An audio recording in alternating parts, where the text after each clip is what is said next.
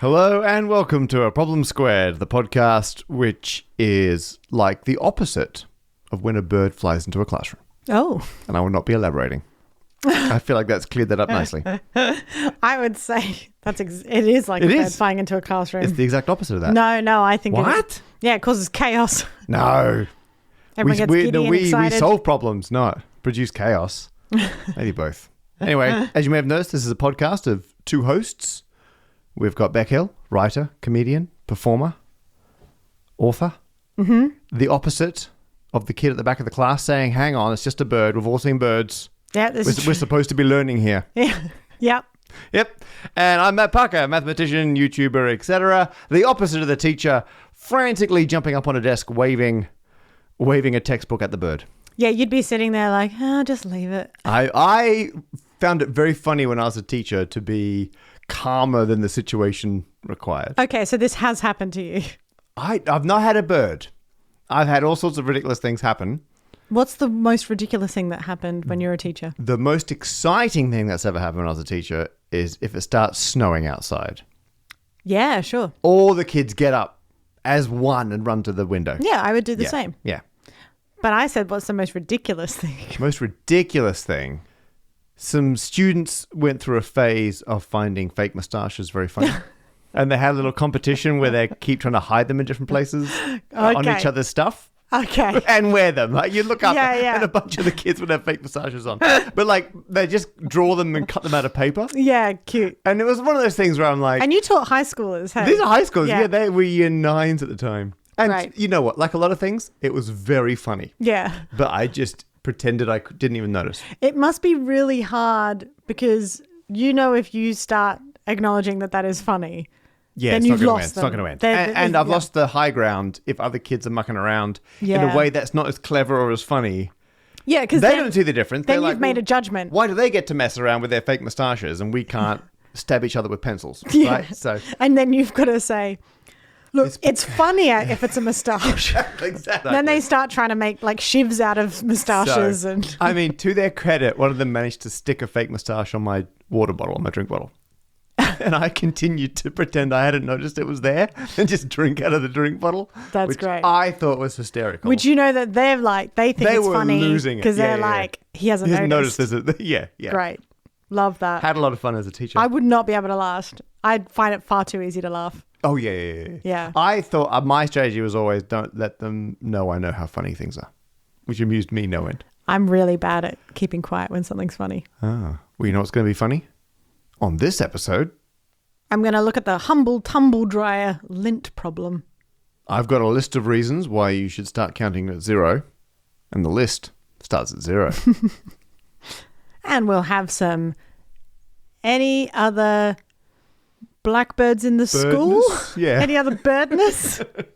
Any other business we'll have coming up at the end of the episode.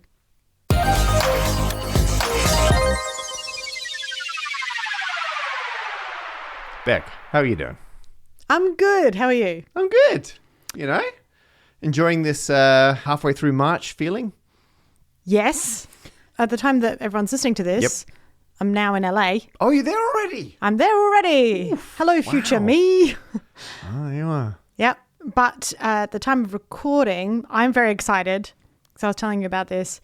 I have hired a professional organizer. You have told me about this. Yeah, I was scrolling through Instagram. Yep. And Instead of tidying, exactly. And there's a few people that I sort of follow who like tidy for mindfulness or clean for mindfulness. Oh, like Zen gardening, but clean. Yeah. So there's someone who they go around to people's houses and clean them. Oh, wow. But they like film the process and it's very, very satisfying. Yep. Yeah. And doing deep cleans of everything. Wow. And again, very satisfying to watch. Now, I don't need a deep clean. I'm relatively hygienic and stuff. Yeah. But it's sort of organized chaos, but it's getting a bit more chaos than organized now. Yeah, I know that feeling. Yeah. And so I was like, hang on. Like, you can hire a cleaner. Yeah. But surely there's someone who can organize your stuff. A tidier. Yeah. And so I found out there are. And so I've got a lady coming in on Saturday and Monday. I'm so excited She's to going hear to about go through all of my things. I can't even picture the logistics. They help with paperwork, Matt. They come in. They help with paperwork. They sound like some kind of deity. Like, they're going to come in and be like, right, and then just sort my life physical out. life out. Yeah. Wow. And what's really handy is that because I'm going to be in LA for a month and a half and they're going to help me go through my wardrobe. While they're doing that, I can be like, help me pack for LA, packing, please. yeah. What do I want to take to LA? Suitcase? Yeah. Yeah. Wow. Yeah. I can't wait.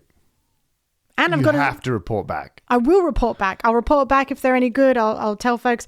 I'm also going to have a Zoom meeting with a producer from America's Got Talent this week. Because you've got talent. Apparently. So you'll be in America. And you've had Zoom meetings with them before. America, both Britain's Got Talent and America's Got Talent have come knocking at various points. Oh, Britain's Got Talent have come to me many, many times. Yes. And actually, America's Got Talent have come a couple of times as well. And in the past, the timing has not been good. No. But now, imagine So if we're true. listening back to this in the future and I've got my own residency in Las Vegas. Exactly. Yes. I'll be like, it's backfired tremendously. I regret everything. I've got a gambling addiction now. Be quiet for a second in case we can hear like echoing, like somehow Future Beck is able to warn me. Yeah. Or it's just me going, but you had a Zoom meeting and nothing happened from it back. And now I feel like a fool. Well, let's find out. Really. Oh, my tummy just rumbled. That was Future Beck. Wow. What were they trying to say? How'd that tummy rumble make you feel? Like I want to finish eating this biscuit.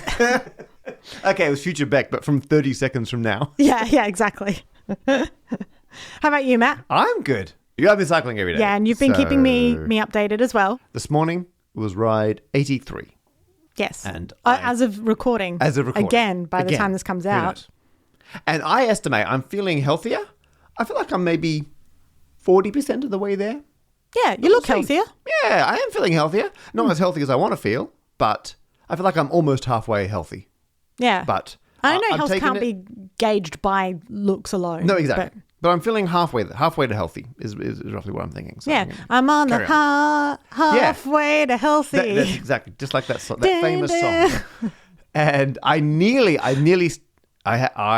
was in London, doing some work in London, and to be able to keep up my cycling everyday challenge, I would have to go out and use the London city bikes, which we've discussed before. But then my schedule for the day kind of changed. And instead of being able to do a leisurely afternoon cycle on a city bike, I was going to have to do it before I even started work. So I was going to have to get up early and do it very early. Yeah. But as you may have noticed, at the moment in England, it's still winter. Yes. And I was like, oh, it's so cold. And I brought like cycling-ish stuff, but I hadn't brought gloves. Oh. And I did it once before where I was like, I'm not up for that long, less than an hour. How cold can my fingers get? Very cold. Very, very cold. Yeah. So cold. No. You need to be able to feel that you're gripping the handlebars. Yeah, exactly. Yeah. And it's not that bad because, it's not like I'm doing a multi-hour ride or I'm going somewhere or anything. Like I get back and you warm up while you're cycling, but still it's not comfortable. But I was like, I still want to do the ride and I want to be comfy. So I realized I had some spare pairs of socks. I really like. So you've made some mittens. Is what you're telling me. Well, okay. So I put a sock on each hand, and I discovered 5 reasons why that was a bad idea. Yeah, because your thumb needs to go the opposite way around the handle. That's one of them. Yeah. Well done. You got rid of your prehensile. Thumb doesn't go around the handle.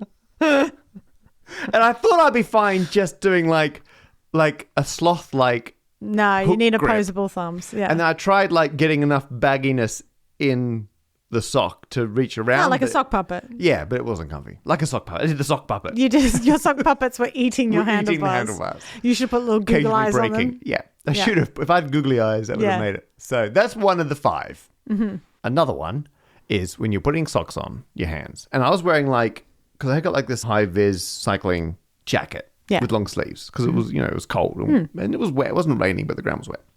Putting the first sock on, easy. Because you've got a free hand that's not in a sock.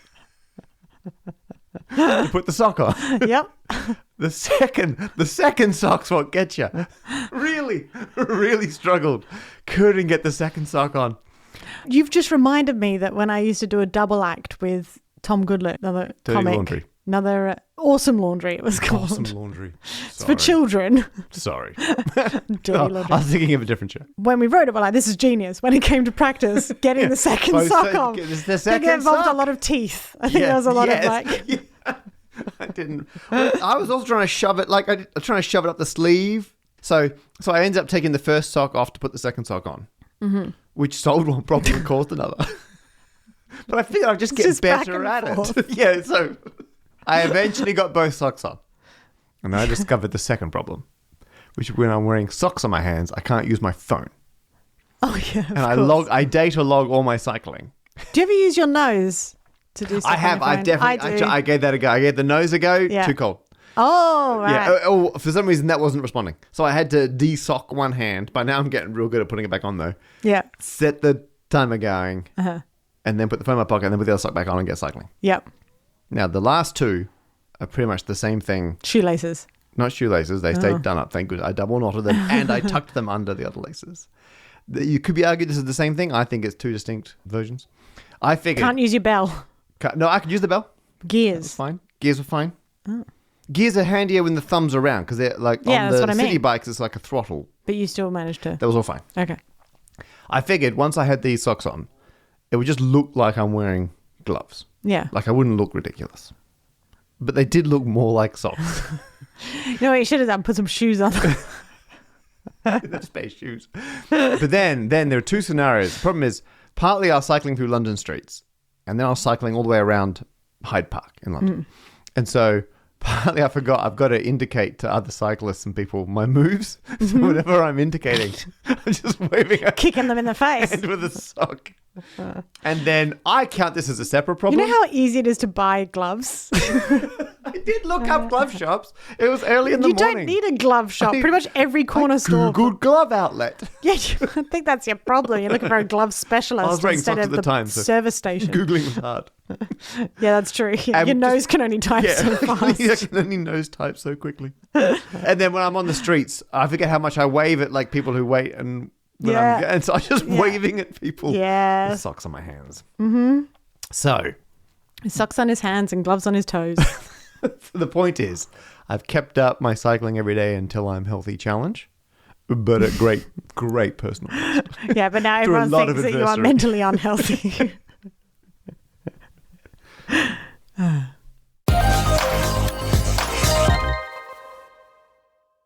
First problem was sent in by Stefan. Stefan went to the problem posing page at problemsquared.com, entered their problem, which is, well, it just starts with the word lint. That's their problem. Stefan's problem is lint. To quote Stefan, more specifically, the lint that collects in a tumble dryer filter. They have many questions. They've numbered them. Number 0. What is lint? Okay. Do you know what? Question. I'm going to start... Do you want to do one at a time? One at a time. Excellent. I mean, just so listeners know, there's more. Yes. But let's get 0 out of the way. What is lint? Okay. So, lint is generally like the little bits of fibers that come off of stuff and collect together. You can get lint in all sorts of scenarios. Anything fibrous. You can get navel lint. That's your belly button lint. So that's when all the little fibers and stuff that your belly button happens to catch. All the coming off your t-shirt or whatever you may be wearing. Yeah, you can get pocket lint, which is usually when the fibers, basically when the pockets are, the inside of the pockets rubbing together, and then fibers settle at the bottom. Yeah, exactly. And in this scenario, lint is all the little bits of fibers that are sort of coming across and bunching up together. Yep. In the tumble dryer. And they're being caught by the filter. They're being caught by the filter. If anyone's thinking, what? What's a lint? What? Go look at your tumble dryer if you have one. Yes. Or washing machine and check the filter. Yeah. And essentially it's because most textiles are created by bunching fibers, essentially. So it starts as lint. Well, in a sense, yeah. Think about when you shave a sheep. I do and you often. end up with all the wool. Yep. Now, if you had wool from a sheep... I mean, my dad used to work shaving sheep. Yeah, exactly. Shearing, that was the phrase they would use. Yeah, that's it. But shearing. I'm happy with I forgot what it was. But if you're shearing, you are shaving. If you're shearing a sheep to shave it. So you end up, the bits Sheer of wool. Fun, I don't know if anyone listening has had the joy of getting to hold fresh wool that's been shorn off a sheep. It's lovely. It's kind of like when you get a haircut, but it's all soft and it's dense. Dense, yeah, especially when it's been washed a bit as well, because sometimes it's a bit dirty.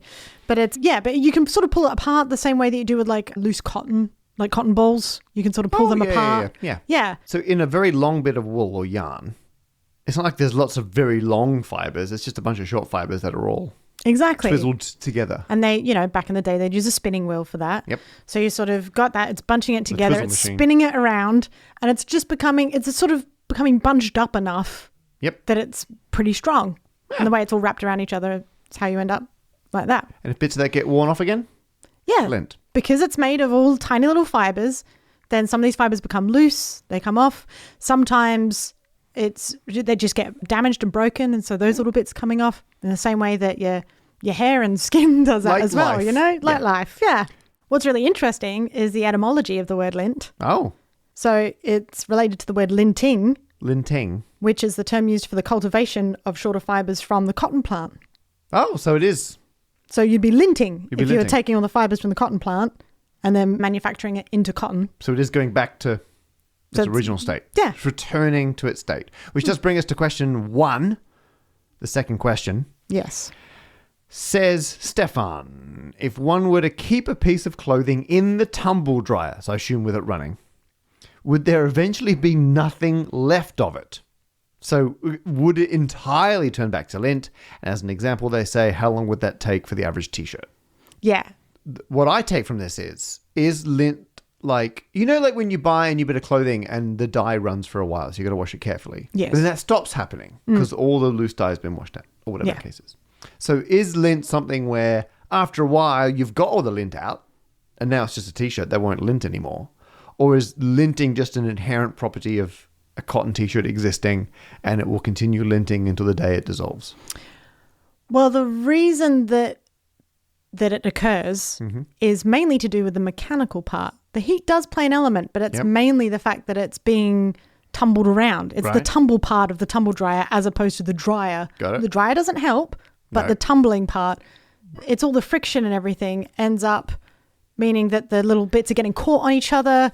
It's all, like if you were to rub 2 pieces of fabric together for long enough, eventually they're going to worn down. So in theory, you could keep tumble drying something until it lints a hole in itself. Yeah, until it's just lint. Yep. The problem with trying to solve this question is that most of the time, the stitches that hold together the panels of a t-shirt come apart first, or holes appear in the fabric first, and then the t-shirt's gone. Like people chuck it out, and it becomes a rag. Like if you put it in there and you didn't let it out, you just ran the tumble dryer kept running around the clock, and you keep cleaning the filter as you should. Well, you'd probably also want to make sure that that's the other thing, is that it can lead to fires and stuff like that. So, and I don't know if you can over dry a t-shirt, but so dry. I really wanted to answer this. I thought it was really interesting, and I love this as a question, but the only way I could physically answer it is if I tried to tumble dry a t-shirt as many times, an average t-shirt for as long as possible until it disappeared. And the issue with that is that I do not own a tumble dryer. So, good point. Would you agree that it feels likely if you had the time, effort, and tumble dryer, you could get a t-shirt and systematically tumble dry it into dust? Yeah. Okay. I don't know how long that would take. No, but it would happen. When I tried to research it, I couldn't find anyone who'd gotten to that stage, because as soon as the t-shirt either fell apart or got holes in it, it gets turned into a rag, chuck it, whatever. No commitment. Yeah. What I'm saying is if I can get access to a tumble dryer and a lot of time and probably a fire department on hand, I would make that as a video. It's gonna take a long time. But I'm gonna. I reckon it's years. Money. Yeah. I did find some research that suggested like certain like towels and stuff. They'd said that they'd tested that, and after 20 washes, quite often a towel has lost 50% of its sort of strength from a lot of lint comes off in it. Because obviously the texture of a towel is designed to catch things. Yeah. So it sort of rubs up against itself and everything. That's why you shouldn't wash towels. Question 2. Do all clothes and various materials create lint? And if they do, or if they don't, I guess, follow-on question, which are worse? Are some worse than others?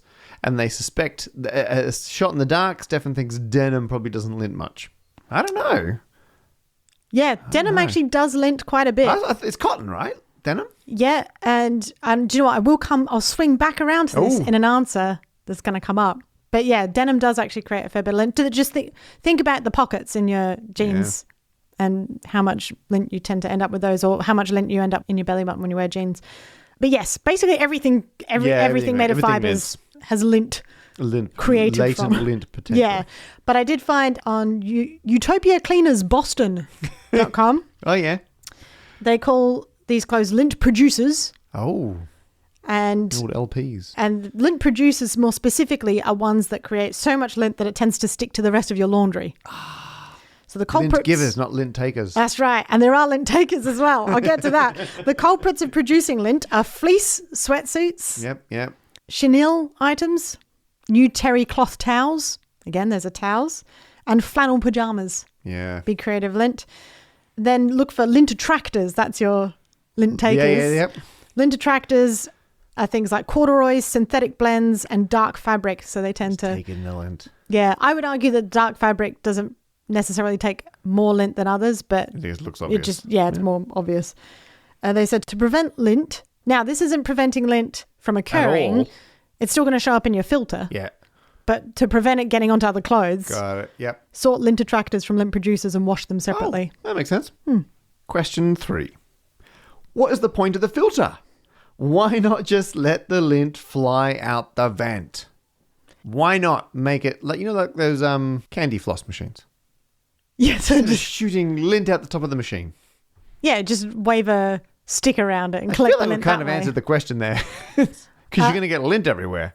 Yeah. Stefan. And if you're thinking, but it's so fine, it's just in the air, it doesn't matter. Inhalation of excessive amounts of lint, as observed in early textile workers, may lead to diseases of the lungs, such as bisonosis. Lint shed from clothing during the course of wear may also carry bacteria and viruses. Aye. So you kind of don't want that just, going off into the air. And that's actually for the same reason that lint can present a danger during surgery. Oh. That's why they're going to wear all the scrubs and everything. You don't want lint in the wound. Yeah, you don't want anything carrying microorganisms or anything like that. Don't be breathing that. No, and stuff that goes in your lungs stays in your lungs. Yeah. This was something I only recently was told. And it has changed everything. Because I'm one of those people where it's like, work in a well-ventilated area or wear a mask while doing this. And I'm like, nah, it's fine. It's fine. I'll get a bit of a headache. I'll be fine. Air goes out. And now I'm like, oh no. All those things I was breathing. That's why asbestos is so bad. Yeah. It all stays in there. Stays in there. So that's why there's a lint filter. Lint filter. Yeah. You can also get mechanical problems. You can get mechanical problems. Yeah. So the lint that goes into the air, it's like fine fibers and stuff, that can get stuck in mechanical devices. Got it. And so then you end up with, collecting in other places. Why is my hipster coffee grinder not working very well? Full of lint. Full of lint. Yeah. Or it could cause a fire if enough of it gets clogged up in something it shouldn't be. That's not good. So lint filters, very important. Question 4. And Beck, I feel like we've hit peak Beck here. Is there anything I could do with the lint to recycle it? Yes. Good. You can compost lint. Oh, you can compost lint? Yeah. Now, a lot of the stuff that we wear today is made of synthetics. Oh, yeah. So some of that might not compost. Right. But cotton lint or anything that's come from sort of natural things, you can compost. Lint makes very good tinder. So if you're trying to start a fire, you can use lint. Again, be careful because you don't want to burn any synthetic stuff that's, not just that it's flammable. That's a point of tinder, but you want to make sure that you're not burning anything that then's going to put stuff in the air, chemicals and stuff. Don't burn synthetic lint. I know we talked about how it can be an issue with surgery, but clean lint, often used... Clint. There you go, Clint.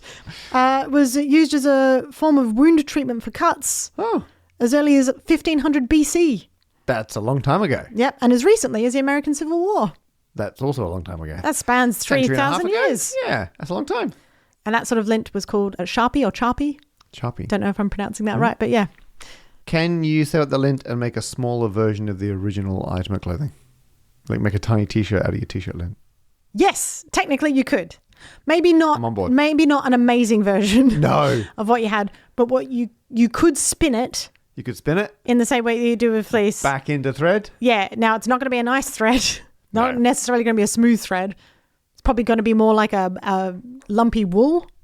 But you could, in theory, turn that into some form of yarn and then remake something from it. T-Mail, the t-shirt service, that I've used for our Problem Squared stuff. Yeah. And some of my Sound Like Mass merch. You can recycle your cotton t-shirts by sending them back. And I guess they lintify and re-cottonate. Yeah, I never looked into that. But that's, do you know what? I feel like that's a cotton t-shirt. With my propensity to deep dive further than necessary, I'm going to leave this to the listeners. Yeah, let us know, everyone. Yeah. Up next, question 5. Stefan has been led to believe that running a tumble dryer is expensive, especially compared to just hanging clothes up. Because if you got the space, you can hang stuff up and it will dry itself. As someone who lives in a tiny flat, you can also do that if you don't have space. That's very true. We don't have space for a tumble dryer. We do have space for a clothes horse that you can move around. Yeah. So let's say they invest in a tumble dryer. Can they then recover the lint and make some money on the side? Who would buy it? I can see. This is similar to what we were saying a second ago. Yeah. So felting is another thing. Making felt animals and things like that. Sell them? Yeah. And there's a lot of people that demonstrate how to make things from lint online. Oh, okay. Yep. So there's loads of stuff out there. If you're like, what to do with leftover lint? Yeah, there's loads. Lintistries. But I wanted to find examples of people selling stuff made from lint. That's the important step. So I found yarnyarn.co.uk. Right. Specifically sell recycled denim fibers left over from manufacturing. Oh, and they're just selling the fibers. They're literally selling They're selling the lint. Yeah, for £10. £10 for what kind of massive lint are you getting there? 50-gram bag. Wow, that's expensive. Mm-hmm. £10 for 50 grams. The copy says recycled denim fibers have been reclaimed from denim manufacturing in India. Wow. Beautiful, ethical fibers, eco-friendly craft supplies. They're making bank. Yeah. Yes, that's a resounding yes. Yeah, I mean, it looks much nicer than the lint that you get in the tumble dryer. Oh, yeah, but if you sold it for like £5, 50 grams. Just put a real eco spin on it. Call it a craft supply. Yeah. Potentially you could sell your lint. I think you'd be hard pressed to find buyers. I don't know how many things Yarn manages to sell of this. Good point. But it's one thing to advertise it for sale. It's another thing to sell it. Yeah. But there you go. Technically, potentially, people out there might want to buy your lint. They've then got, I don't know why this is 5.5, but they've decided to mix up the numbering system. They want to know what's more expensive. This has nothing to do with lint. They just got a sub-question. What's more expensive, running the tumble dryer for an hour or just hanging your clothes out and using a dehumidifier for 24 hours? Wow. They're just asking you to do some... Yeah, this is a separate problem. Oh, it's a problem. But you know what Stefan, I'm like? Try and sneak... I know. You lure back in with the lint. What can you make from it? Ooh, can you sell it? And then you're like, oh, by the way, work up my power bill for 2 different options, please. Yeah, so I did. Oh, of course. So what's the result? Well, luckily Currys, the electrical supplier in the UK, yeah. Yeah, on their website. They actually have this question, is it cheaper to use a dehumidifier than a tumble dryer? Oh, there you go. They've done the work. Yeah. Looks like, imagine what you could have found if you just Googled Stefan. That is your real name. Curry says, if you're drying your clothes, it's definitely cheaper to use a dehumidifier instead of a tumble dryer. Oh. Your average desiccant dehumidifier set to laundry mode uses about 650 watts, whereas a tumble dryer, you'll be looking at a whopping 4,000 watts. While it might be slower, it's easily the more cost-effective method. Now, I will say that Currys have based this not on running the dehumidifier for 24 hours, but as someone who does not have a tumble dryer and uses a dehumidifier with a clothes horse, we never have it on for 24 hours. That's ridiculous. Too long. It's too long. So I don't think you would ever reach that point. I did calculate what it would cost for an average dehumidifier for 24 hours versus a tumble dryer running for an hour, and it worked out to about the same on average. I think it was about £1.20 per load of laundry. Oh, okay. Oh, there you go. Yeah, but you wouldn't need the dehumidifier for 24 hours. No. Did not think we were going to get some consumer advice in the middle of this lint chat. Final section of the problem, number 6. Stefan wants to know if they are thinking about this too much, or have they not thought about it enough? Are there more questions they should be asking? So they're ending on a meta question. They're three questions. Yeah. So I'm going to say, yes, you are thinking about this too much. Yep, correct. No, the problem isn't that you haven't thought about it enough. No, you've ticked that box. Or you have thought about it enough, but you've stopped there. You've stopped short of Googling and gotten the extra step of sending all these questions to someone else to do. And you know what? I appreciate it because I actually really enjoy it. If people look things up themselves, we'd be out of a podcast. We would, yeah, actually. I'm making fun of you, but there was a lot of problems to choose from. And I was like, ooh, Lint. Yeah.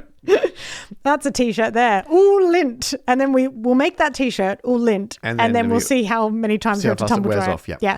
Are there more questions I should be asking? Look, Stefan, I think it's going to get to a stage where you're asking further and further questions away from Lint.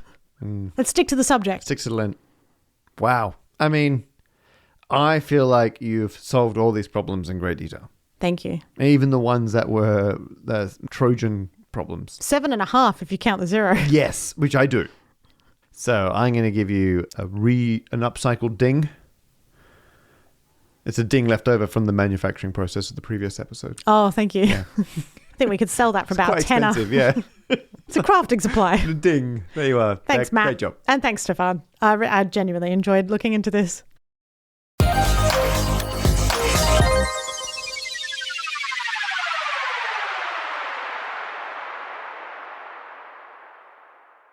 This next problem comes from Thomas to the problem posing page. And Thomas says, my cousin and I disagree on 0. Oh, they agree on everything. Yeah. First off, should we say 0th off? 0th off. She disagrees that starting a list at 0 is a good idea. Oh, what? And also disagrees that you can count 0 of something, such as the age of newborns or the number of coconuts in my pantry. How can I win this argument?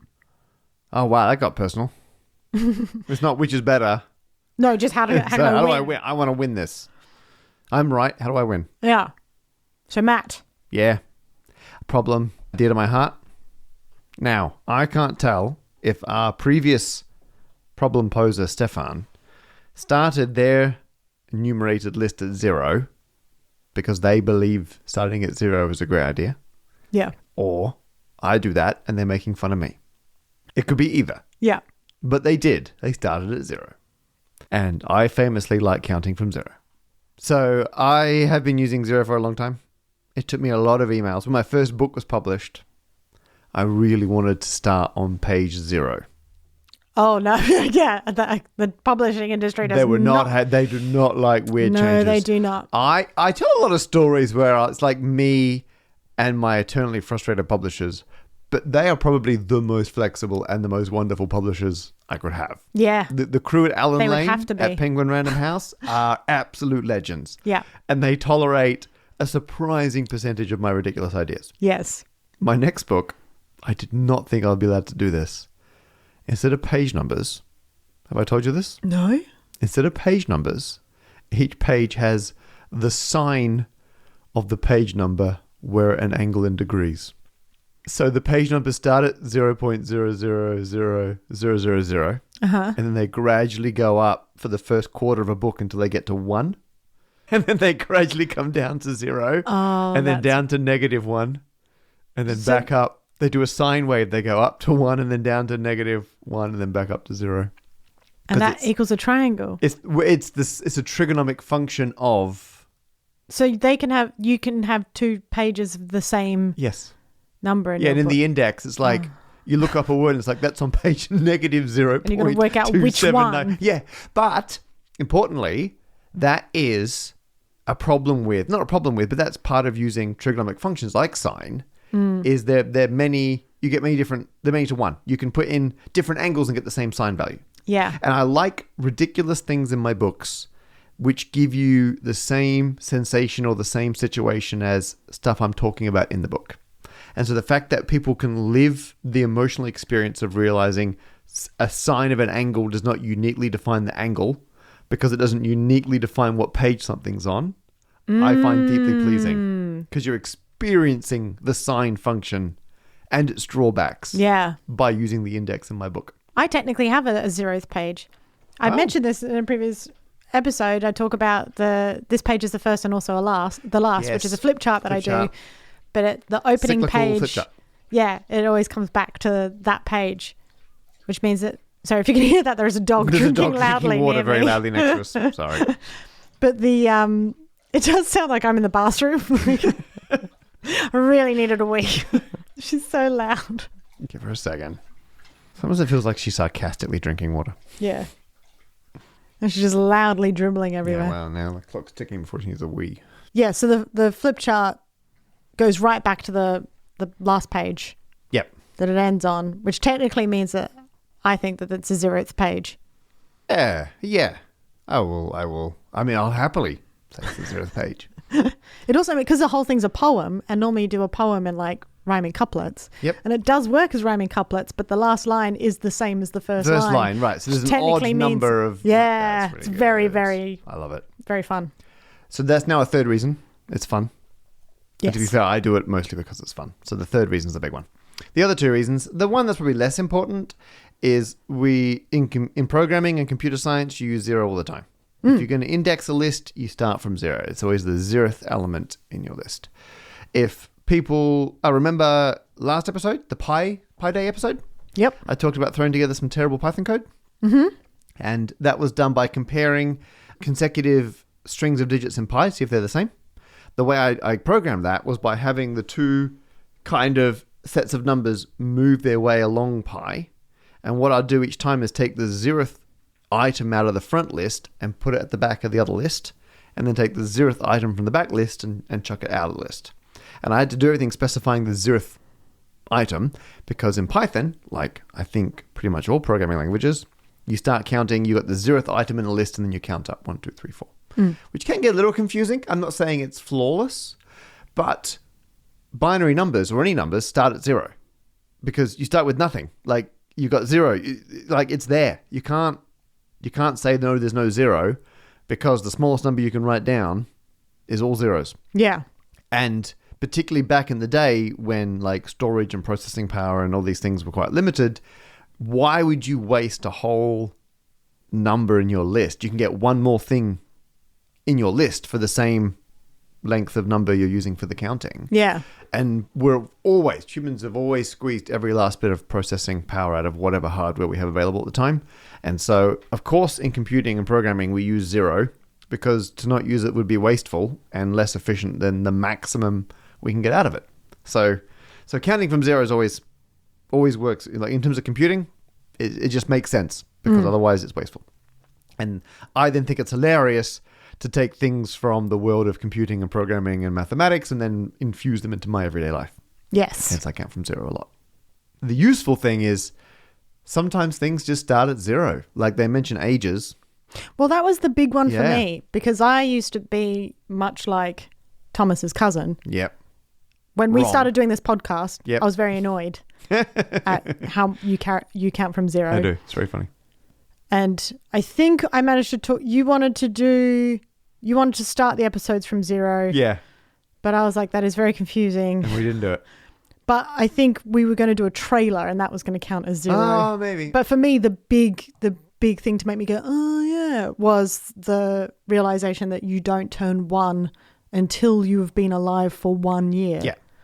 That is then your first birthday, because technically your first birthday is your birthday.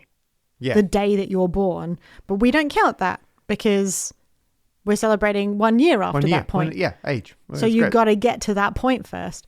And so that was kind of the big one that made a difference for me. And I think it was, you had your joke about, you've talked about this in previous episodes and everything, yes. about the 40th birthday.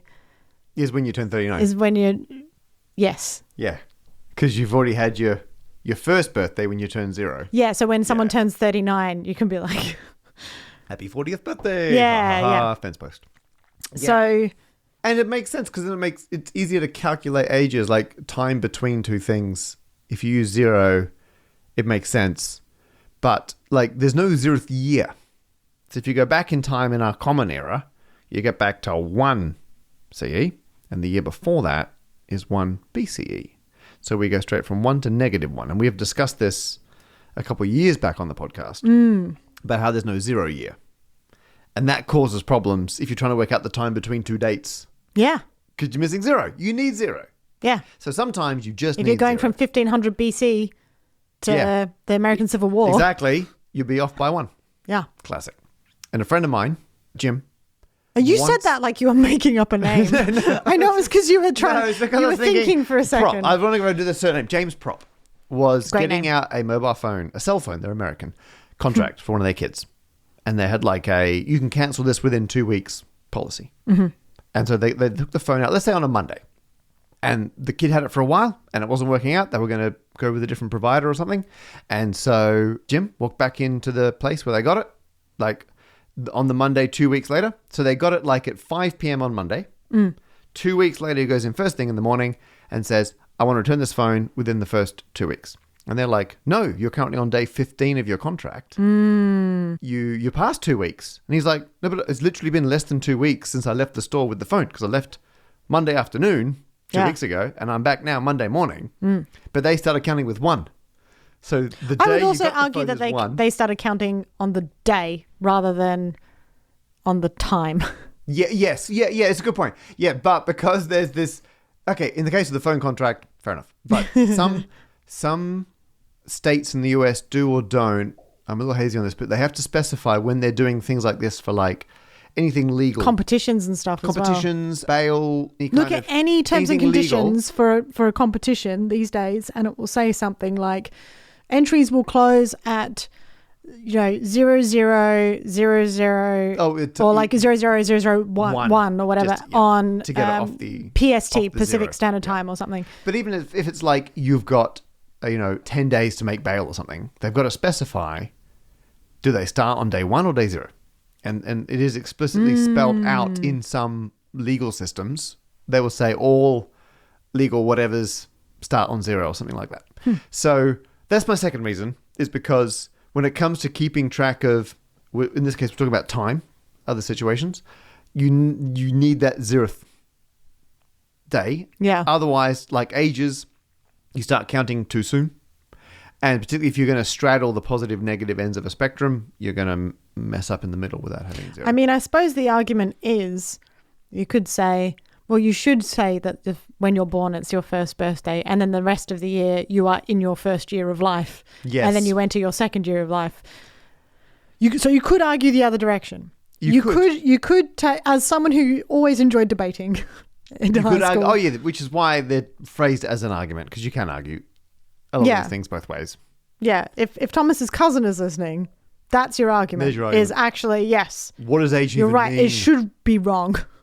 But that was the big one for me. And I do agree with that you can count 0 or something. Like I have 0 cookies right now because I ate one. I have a lot of 0 things to give. Yes. You can definitely have 0 of things. Yes. And mathematically, just in terms of the way we write and manipulate numbers, you need to be able to have 0 of something for numbers to make sense. I mean, you can do. I mean, the Romans didn't really have 0; they made it work, but it's chaos.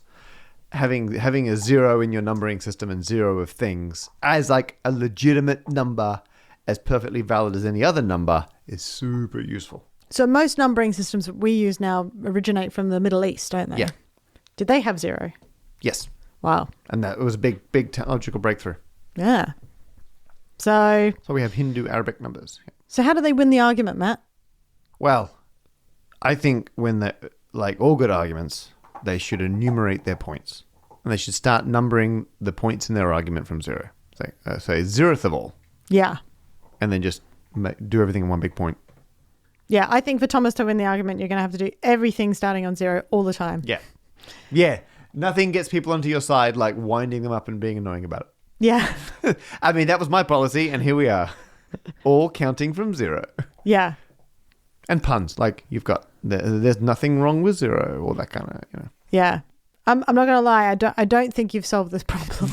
If anything, I'm starting to go, yeah, why did I give in to the whole 0 thing? I'm undoing my own good work. Yeah. I've started to argue my way out of it. Maybe the real solution is start a podcast with your cousin. Yeah, there you wear go. them down over time. Yeah, that's it. Eventually, they'll just get to a point where they accept that that's your thing. Yeah, they're like, oh, fine. Yeah. And then, do you know what I think the other thing is that it's not something that I used to do, but I would do it because I know you like it. I would sort of be like, a 0 thing. Doing that thing. I'm doing the 0 thing. Doing that ridiculous thing you do. As Stefan did, starting something from 0. Yeah. And eventually it does fall into a habit. And then I'm like, oh crap, now I'm starting at 0. Yeah, there you go. Anyway, this is the 82nd episode. No, sorry. because it exists. Well, it will be once we finish it. We will have done 80 Right now, episodes. we're on right 81. Now, we're in the 81 point something episodes down. Could you do it by cake? That's how you win all your arguments. You've got one cake. Yeah. And as soon as you start, like if you take a slice out of that cake, it's not a whole cake anymore. No, it's not okay. You don't have one cake. You've got 0.9 of a cake. Most of a cake. Most of a cake. So how do you count that? You can have fractions of your cake and eat it too. Yeah. And you know what? It starts with a 0 point. Yeah. What is a donut if not a 0? You can't. It's because you can't. Because by your cousin's. Drink a Coke 0. By your cousin's argument, one slice of cake is a cake, is one cake, is a whole cake. Because they don't believe in 0. I'd like to say that I do not endorse this current argument. I'm saying, Thomas, tell your cousin they can have one cake, one whole cake. And if you give them a slice and they go, you said a whole cake. Say, well, by your reasoning, it should start at 1. I don't think they're arguing that fractions don't exist. Technically they are. I don't know. There's you can't write a fraction without getting rid of the 1 at the beginning. It's a 0 point something. I don't know. We're wrong with it. I'm trying to help you, Matt. Can we cut this bit so I don't get a lot of emails? No, they can direct them at me. Please do. I'm arguing as the sort of person who thinks the way that Thomas's cousin does. And if Thomas's cousin wants an entire whole cake, they're going to have to admit that once you go less than a whole cake, it is no longer 1. Okay. I'm going to leave this one, and I know I'm the one doing it, so this is not my call, undinged. Yeah, fair. Until we hear back from Thomas. Yeah, that makes sense. About what arguments they did or did not try and what worked. Yeah, all right. Or from Thomas's cousin. Feel free to get in touch with us directly if you're listening to this. Get your cousin to listen to this and then support us on Patreon. Wow. Go to a problem posing page, our interactive page at problemsquared.com if you're Thomas's cousin, and give us your thoughts.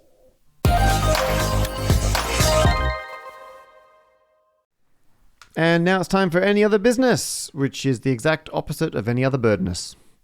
Yes. So, okay, Beck, we've got some business in from the listeners. Yes, yeah. Valdemar on Reddit replied to the subreddit for episode 80, naming cliches and squaring birthdays. Yep. The subreddit's for the whole podcast. We don't have one per episode, just in case people. No, we do. We have threads for each episode. Oh yeah, but within the subreddit. Sure. I don't know what these terms are, Reddit Matt. things. People know what I mean. There's a Reddit thing. Valdemar wanted to point out, no, not all roads run to a Rome or Roma. I grew up on a small island that has roads, but no Roma or Roma on it anywhere to be found, as far as I know. I'm afraid they are a rounding error. Not statistically significant, sadly. Sorry, Valdemar. Yes, sorry. I mean, where you grew up is perfectly valid. I'm sure they're wonderful roads. But yeah. Nah. It's a... For some rounded up definition of all. I'm afraid you fall under the zeros. Okay, fine. Effectively, all roads lead to Rome and or a Roma. Speaking of roads leading... And it turns out any other businesses do lead to the problem about roads leading to Rome because someone whose name is just Typhoid Fever says they were listening to episode 76 about the road Rome situation.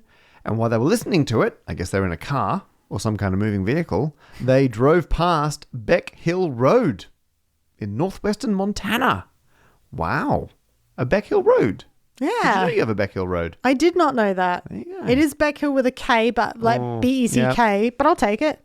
I'll take it. There is a Matthew Parker Street. I know there is. As discussed. Good. I'll put the sign up.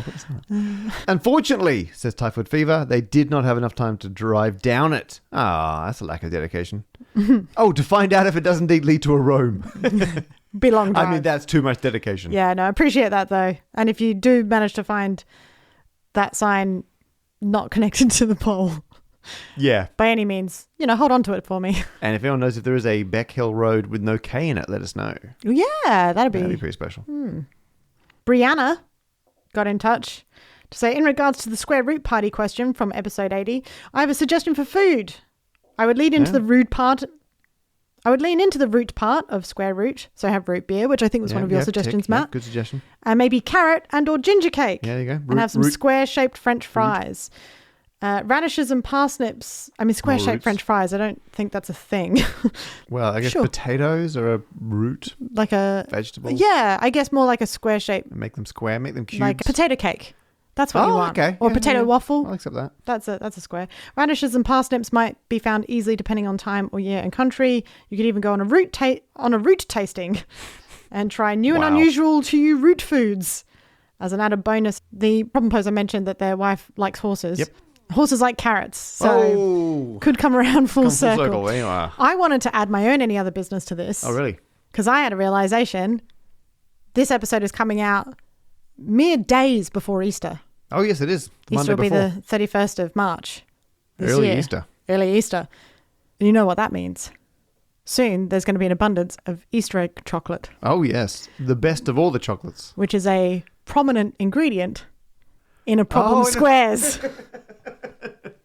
Just when I'd forgotten about a problem squares. Because we had an episode Recipe a year ago on request about, if we could invent our own candy bars. Yes, I invented one. Yes, you did.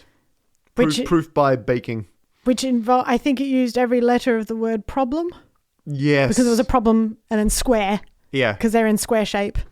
So, if your wife's birthday is just after Easter, make some a problem squares.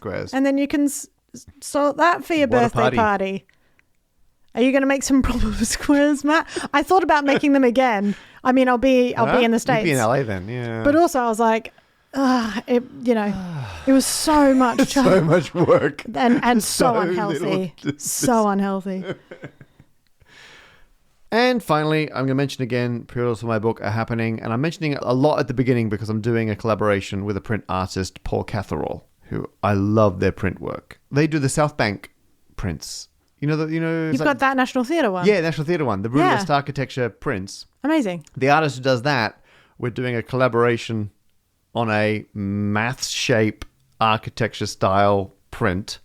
And that will be the free limited edition covers people get if they pre-order Love Triangle. Ooh. I've loved Paul Catherall's work for years. And we got chatting unrelated a little while ago. And then I pitched this idea of doing a collaboration print. I love that. Yeah. But I haven't seen it yet. Like, Paul's still working on it. So we had a lot of back and forth. And I'm just kind of waiting to see what happens. So very excited. Fun. Yeah. But if you need to be in the first N,000 pre-orders to get one of the 3 different styles. Or 0,000. If you're in the 0,000, you get the simplex edition. Yeah. Pretty special. At the time of record, we're halfway through the tetrahedron edition being allocated. And then there's the triangle edition after that, which we'll have a finite number of. None of that sentence made sense to me. But for some people, they're now very excited about getting in on the tetrahedron edition. Cool. Yeah. Normally I'd ask you to explain, but I'm too tired now. No, I don't. Link below. And that's the end of the podcast. We'd like to thank everyone for listening. We'd like to extra thank our Patreon supporters who keep this whole operation up and running. They keep us in Easter eggs to make a problem squares. And we pick 3 names from the Patreon at random. And I've already spun the spreadsheet and found 3 people we want to specifically pseudo name check. And this time that includes Thomas Anderson. You're just saying it in a Matrix style. Yeah, because that's his name, isn't it? Very cool. Yeah. I was trying to say it Anderson. like the agent. I like it. But I think his full name is Thomas Anderson, isn't it? Was it Thomas Anderson? I think so. It was Mr. Anderson. It's definitely Mr. I think his first name is Thomas. Yeah, well done. TJ Drennan. The last one is Maximum H-ness. Thank you so much to all our Patreon supporters, everyone else who listens and shares this podcast. I have been Matt Parker. Why do you sound so bored? It's so long. What a day. They're the ones listening to it. Hey, everyone, if you're still listening, I mean, cut your losses. Come on. Oh, my gosh. This is the opposite of good hosting. Joined by Beck Hill, who can do better. And a huge thanks to our producer, who's the opposite of senior leadership, bursting into the room saying, "What is this commotion? Why is there a bird here?" Lauren Armstrong Carter. It walked on my pillow. It's my favorite line from Arrested Development.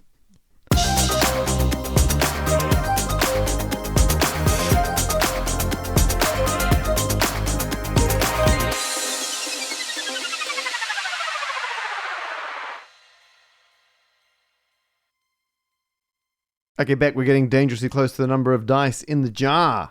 We know it's under 461. We know it's above 453.